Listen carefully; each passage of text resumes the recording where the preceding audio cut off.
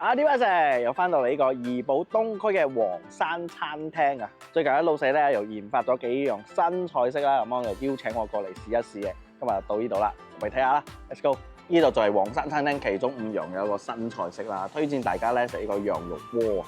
佢哋嘅羊肉好嫩啦，跟住非常之扯飯，非常之鬆飯啦，入邊有魚蛋、有木耳、有羊肉啦，同埋一個豆芽同埋呢啲菜嘅，好鬆飯嘅一道菜。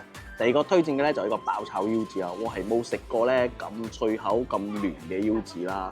佢嘅一個鑊氣咧好足，跟住有個爆香嘅一個味道都好足，好正！呢個真係好正。啊！呢個酸湯肥牛咧都唔錯，佢好多肥牛喺上邊啦，而且嘅酸湯咧酸爽開胃啊！呢度仲有一個可樂雞翼同埋一個馬兒生酥啦，兩樣嘢都可以食下嘅。咁我哋除咗新菜式之外咧，過年咧都有配套啊嘛。